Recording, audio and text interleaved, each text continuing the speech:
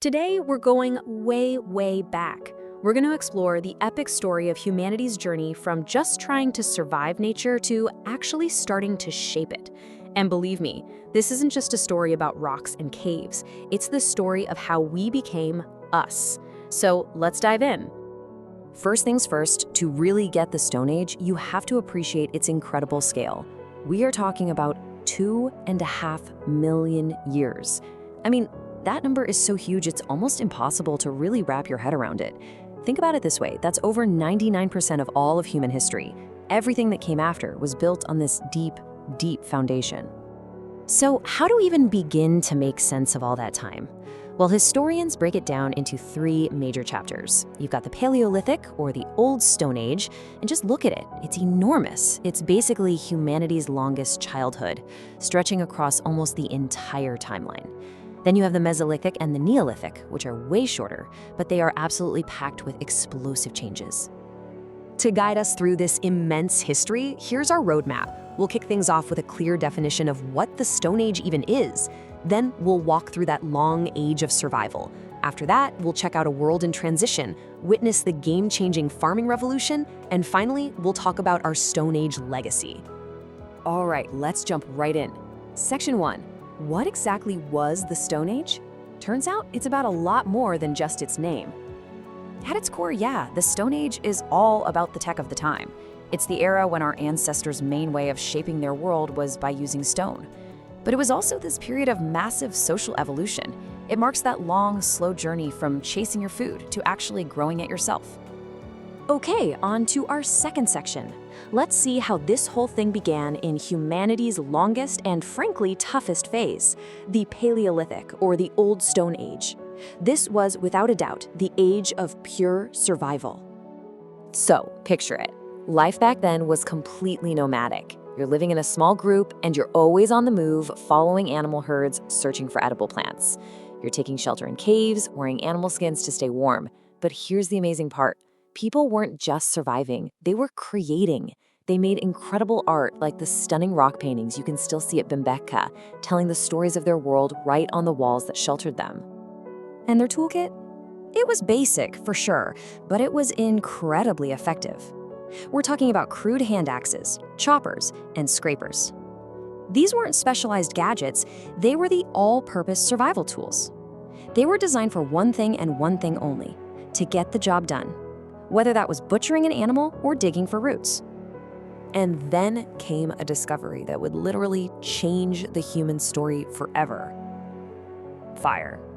The ability to control it meant warmth, it meant protection from predators, it meant light in the darkness, and, this is a huge one, it meant the power to cook food.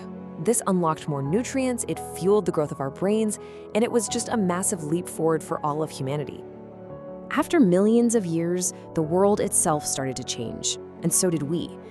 This brings us right to Section 3, the Mesolithic, or the Middle Stone Age. Think of this as the crucial bridge between that old nomadic world and the revolutionary new one that was just around the corner. You see, as the environment changed, those old, heavy tools from the Paleolithic, they just weren't quite right anymore. For this new, changing landscape, humanity needed something new, something a little more adaptable. And the answer was the microlith. These were these small, sharp, incredibly precise stone blades. You could attach them to bone or wood to create more complex tools, like spears and arrows. Seriously, think of them as the prehistoric Swiss Army knife, super versatile tools for a much more complex world. And with these new tools, you start to see all these new behaviors popping up. Fishing suddenly becomes common. We see the first ever domestication of an animal, the dog, a partner in hunting and for protection. And crucially, people started building small huts and staying in one place for longer. The very first steps towards settling down were finally being taken. All this experimenting with a more settled life, it was all setting the stage for the single biggest transformation in human history. So, welcome to Section 4, the Neolithic Age and the Farming Revolution. It all started with one simple, revolutionary idea. Not just finding food, but making it. That idea, of course, was agriculture, and it changed everything. This revolution didn't happen overnight. It happened in steps.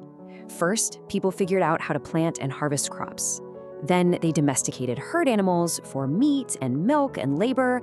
And once you have a stable food source, you don't have to move anymore.